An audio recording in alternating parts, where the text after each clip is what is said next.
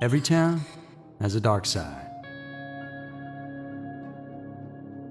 For today, we're headed out west for a strange one. And this is Wyoming's most unsettling unsolved case, the strange death of Don Kemp.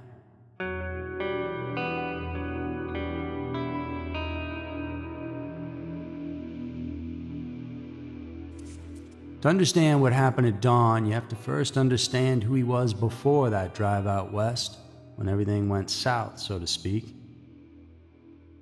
And Paul Donald Kemp Jr., who just went by Don most of the time, entered this world on April 21st, 1947, down in Baltimore, Maryland. He was a high-achieving and trusting individual from the jump. At Woodlawn High School, for example, he was voted most likely to succeed. And it was there that he also served as class president, not once, but 3 years in a row, sophomore through senior year. Now that path led him to Lehigh University in Pennsylvania. And there, Don studied history and English. Of course, he became president of his fraternity and then graduated in 1969. And by all outward measures, he was doing exactly what someone like him was supposed to do. After college, Don moved to the place where if you can make it there, you can make it anywhere, New York City, and stepped into the world of Madison Avenue advertising. So, if you've seen the show Mad Men, you can picture exactly what he was up to. And he stayed there for more than a decade, 11 years in an industry that rewards confidence, speed, and ambition. And friends and colleagues described him as intelligent, articulate, and driven, someone who could hold a room without trying to dominate it. And for a long time, life was good. But in 1976, Don was riding in a taxi when it was involved in a serious crash. The injuries were severe, and he suffered debilitating back pain and whiplash, injuries that kept him bedridden for months. And the recovery wasn't quick, and in fact would continue for the rest of his life. And it took nearly 2 full years before he was physically able to return to work. But by then, well, something in Don had shifted. When he came back to advertising in 1978, well, those close to him noticed he wasn't the same. His sister Kathy would later say that he'd grown disillusioned, not just with his job, but with the entire idea of chasing status and material success. Those long months of recovery had given him time to think and to read, and to return to interests he hadn't touched since childhood. And one of those was history. Don became especially absorbed in the story of Abraham Lincoln, and not just the assassination, but the people surrounding it. He fixated on Mary Surratt, the lady who ran a boarding house that became a meeting place for several men later identified as conspirators in Lincoln's killing, including John Wilkes Booth. And Mary was the first woman executed by the U.S. government because of her supposed role in the whole thing. And Don, he began developing his own theories about what she had actually done. He read constantly and took notes, talked about the subject at length. What started as curiosity hardened into purpose. And by 1982, Don had made a decision. He ended his engagement that year and sold most of what he owned and packed his car for a drive west towards Jackson Hole, Wyoming. The plan was simple, at least on paper. Leave New York behind, settle near the mountains, and finally write the book he'd been carrying inside himself for years. And that drive, though, would turn out to be the last one Don ever made.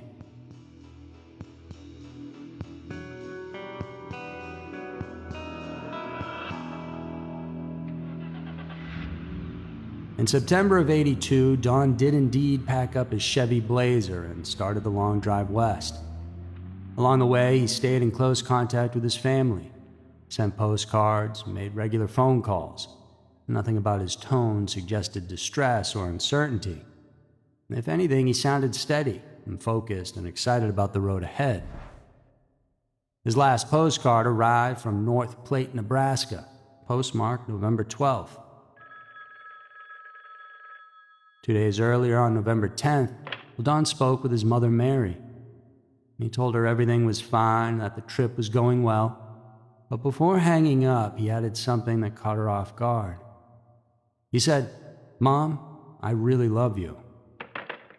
And it wasn't something Don said often, not because he didn't feel it, but because it simply wasn't how he spoke.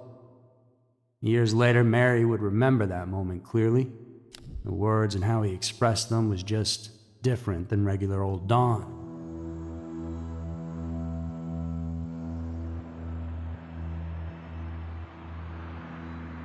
On November 15th, he visited the Old West Museum in Cheyenne, Wyoming. The witnesses would later recall seeing him alone in the galleries, wandering around for roughly 2 hours. He didn't speak to anyone, moved quietly, taking his time, so that's all normal and good, but when he eventually left, he made an uncharacteristic mistake. He forgot his attaché case. And inside were his traveler's checks, his diaries, driving glasses, and his address book. Essentially everything he needed to continue on with his journey. Museum staff quickly realized it had been left behind and contacted him. Don thanked them and told them he'd return right away to pick it up. He never did. And that museum visit was the last confirmed sighting of Don Kemp alive. The following day, police located his Blazer, abandoned along a rural stretch of road. It grabbed their attention because it didn't resemble a mechanical failure or typical roadside stop. The engine was in fact still running, and the doors stood open.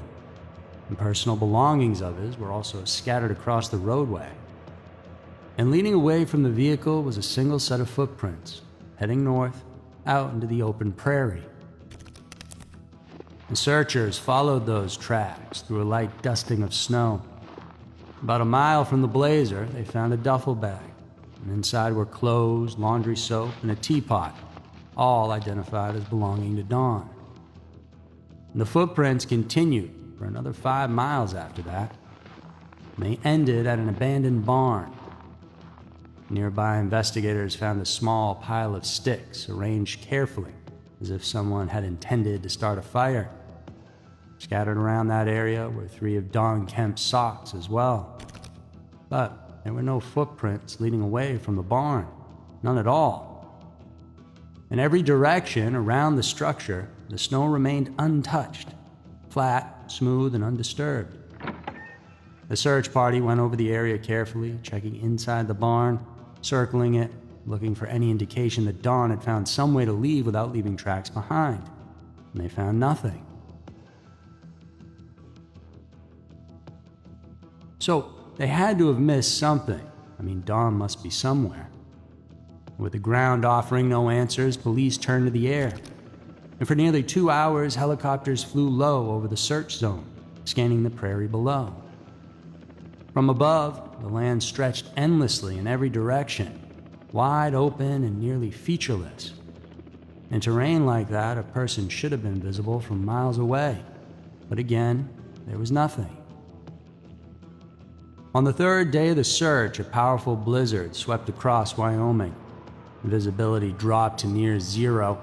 The winds howled across the plains and temperatures plunged, so from there any further search became impossible, and police made the decision to suspend operations. Their reasoning was grim but practical. If Don was still alive at that point and hadn't already succumbed to exposure, he would not survive the storm out in the open. Many of the searchers agreed, and to them the explanation seemed tragically simple. That a man, possibly in the middle of a mental health crisis, had run away from his vehicle and died in the Wyoming wilderness. But that conclusion didn't close the case, and for Don Kemp's family, it didn't come close to answering the questions that remain.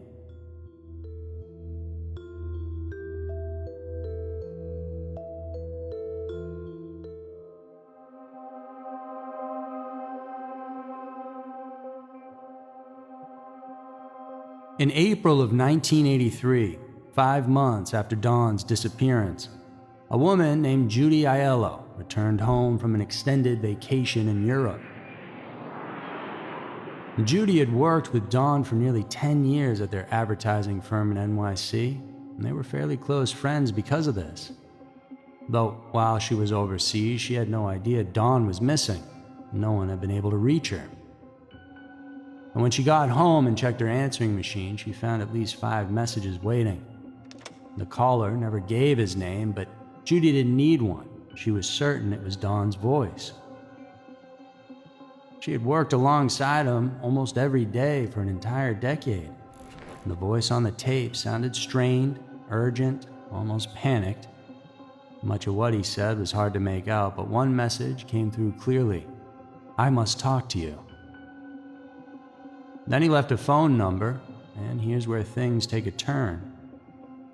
Well, Judy's phone number was unlisted. In 1983, before the internet, this wasn't something a stranger could casually find.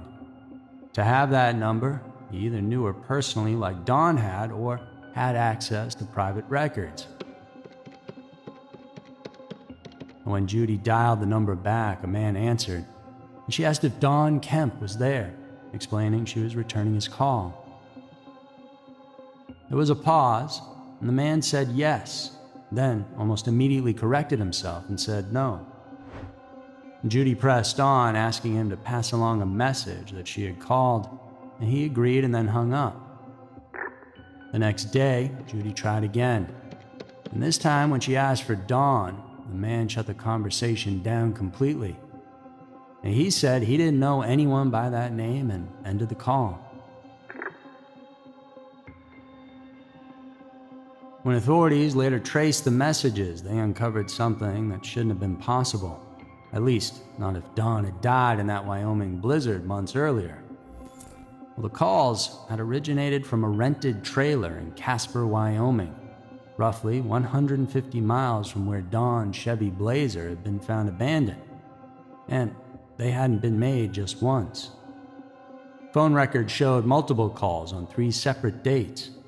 2 on February 27th, 2 more on April 5th, and another on April 10th. So someone had been trying repeatedly to reach Judy Aiello on her unlisted number. And according to Judy, the voice sounded exactly like Dawn. So then, what's the deal with this trailer, and did Dawn somehow make his way to it? And the trailer, as it turns out, was registered to a young man named Mark Dennis. He was interviewed by Captain Mark Benton of the Natrona County Sheriff's Department, and during questioning, Dennis denied any involvement in the whole thing. He said he had not made the phone calls, said he did not know Don Kemp. His explanation was that either someone else had used his phone without his knowledge, or that the phone company had made a mistake with the records. When investigators showed him a photograph of Don, Dennis said he had never seen the man before and had no idea where he might be. At first, Dennis appeared cooperative. He even agreed to take a polygraph test. But before that test could be administered, well, something changed. Dennis retained an attorney and declined to answer any further questions. And 3 weeks after his initial interview with police, he moved out of the trailer and left Casper altogether, relocating to Evanston, Wyoming, on the opposite side of the state.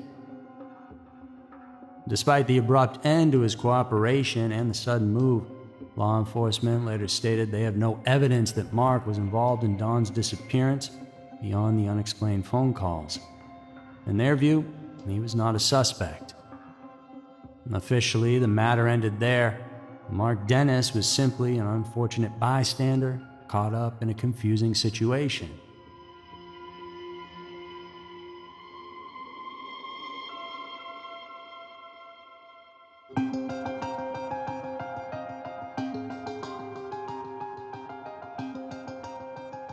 As the investigation continued, the phone calls weren't the only indication that Don may have survived longer than the first few nights on the prairie. In the months following his disappearance, 2 separate individuals reported seeing him in Casper, Wyoming.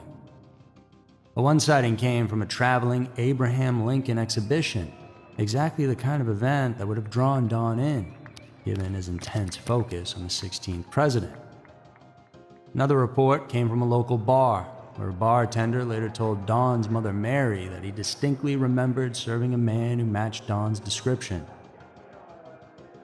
Now, on their own, sightings like these are easy to dismiss. Mistaken identity happens, and so do false leads, especially in cases where reward money is offered, as it was here. But these reports take on more weight when viewed alongside the phone calls. Why would two unrelated witnesses place Don and Casper if he had died months earlier near Elk Mountain? And why would someone in Casper have access to Judy Aiello's unlisted phone number? Well, at least one law enforcement official had a theory. Sheriff Ogburn proposed that Don may have staged his own disappearance, that he wanted to vanish and begin a new life somewhere else. And on the surface, parts of Don's story seemed to support that idea. He had sold most of his possessions, and he had broken off his engagement. He had left behind his career in New York. The abandoned vehicle, the scattered belongings, it could all be interpreted as deliberate, almost theatrical. But that theory begins to unravel when you look at what happened next.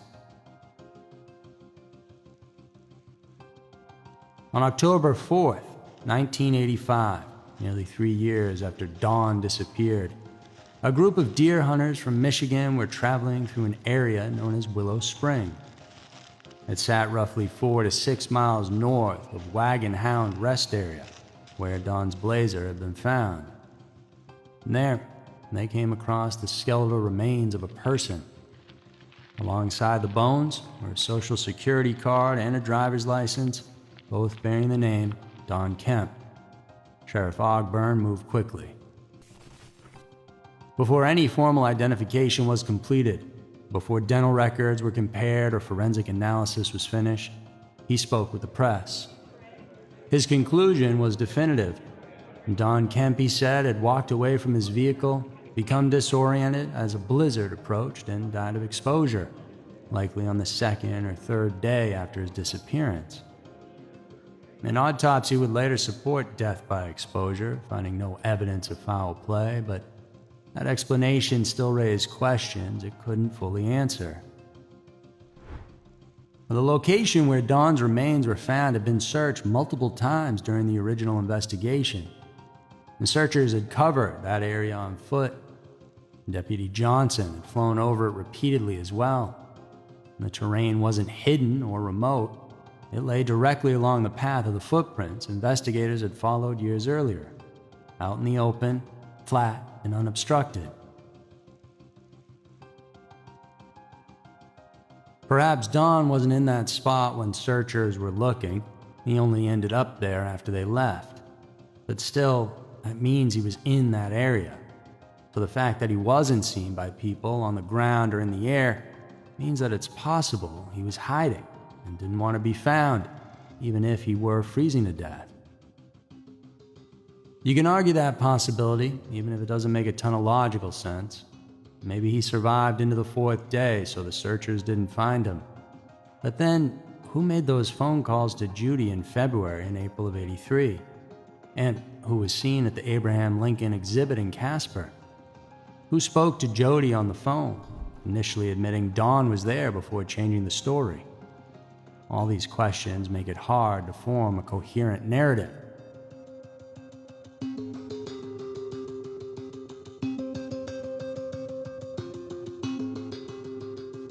Okay, so now that his story has been laid out, you can see there's a lot of strange things and a lot of possibilities, so let's slow it down for a minute and look at what we actually know with certainty.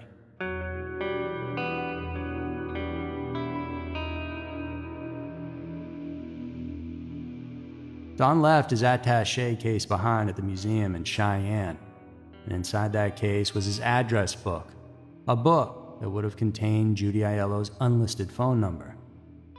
That fact alone provides a possible explanation for how someone in Wyoming could have obtained her contact information. If the address book was taken from the museum, whether intentionally or opportunistically, whoever had it would have had access to Don's personal contacts. That much is plausible. What's harder to explain is what came next, though. Why would someone call Judy and speak in a voice she believed was Don's? Or, at the very least, a voice close enough that a woman who had worked beside him for 10 years felt certain it was him. The most benign explanation is also the simplest: a cruel prank. Someone finds the address book, sees the reward notice posted around Wyoming, and decides to toy with the people Don cared about. That scenario would explain why the calls contained no useful information, and why Mark Dennis denied knowing anything about them. And perhaps the voice, well, it was just close enough. But there is a darker possibility: that Don was actually in that trailer in Casper when Judy called. In that version of events, Don would have been held against his will by Mark Dennis or someone else using his residence. It would explain Judy's certainty about the voice, and would explain the initial yes when asked if Don was there, followed almost immediately by a reversal. And it would explain why Dennis hired a lawyer and left town once police began asking questions. But that explanation also comes at a cost. For it to be true, Don would have had to have been abducted after leaving the museum. He could have been taken right after, in which case his blazer on the side of the road, well, that was all staged by the abductor. Or Don really did pull over, jump out of the car, and was abducted somewhere in those woods. He then would have had to have been held for months in Casper, killed, transported back to Carbon County, and placed in a location that had already been searched, and all this without leaving any evidence of these things. It's an extraordinarily complicated chain of events, which makes the prank call sound more likely, and Judy being just mistaken about that voice. The last theory we need to talk about is the one that centers on Don's mental health. It's rooted largely in what came after that taxi accident, and in what was later found in Don's own writing.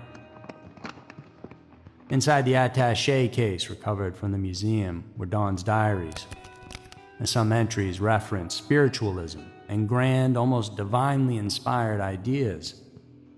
In at least one conversation, Don told an acquaintance, a woman named Plet Harari, that he believed he was destined to gather people in Wyoming. In his writing, Don occasionally framed himself as a kind of chosen figure, a leader, someone meant to guide others. When placed alongside the physical trauma of the accident, the disillusionment with his former life, and the abrupt changes he made afterward, it suggests the possibility that Don was experiencing significant psychological distress. If you accept that framework, well, it offers one explanation for his behavior in Cheyenne. It could explain why he appeared withdrawn at the museum, why he forgot the attaché case, and why he drove north afterward without a clear destination, why he pulled off the highway and walked into the prairie. Perhaps it was just calling out to him. Under this theory, the scene the investigators found, the footprints, the arranged sticks, the discarded socks, wasn't staged at all. It was the result of confusion, impaired judgment, and a mind no longer operating reliably. And if this were the case, then it makes sense that he may have been out there all along while search and rescue teams tried to find him. But they always operate under the assumption that a person wants to be found. And in a manic state, maybe Don didn't. That explanation is tragic, but it is internally consistent. To accept the mental health only explanation, you have to assume that Judy was mistaken about the voice of a man she'd known for 10 years, and that those phone records, they were a prank, and that multiple sightings of Don were coincidental cases of mistaken identity.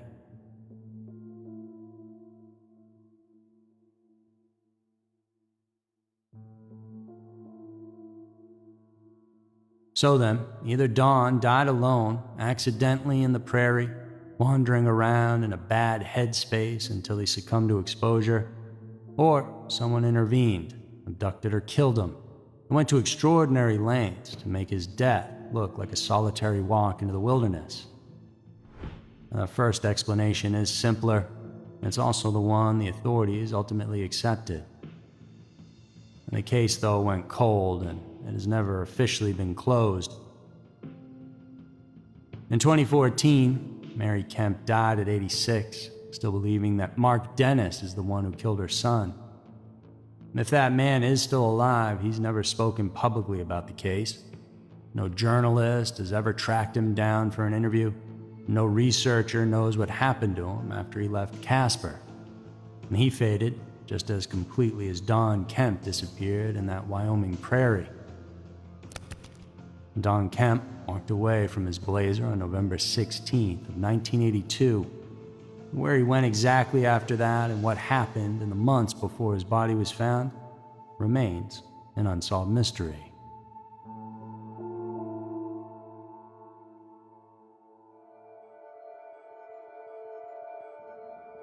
That's going to do it for this week's episode of Everytown. Thanks for spending some time with me. If you want to keep going, there are a lot more cases on the channel, each one stranger and heavier than you might expect. Remember to come on back here next week for another episode of Everytown filled with scary, strange, and mysterious stories, because you never know. Maybe your town will be next.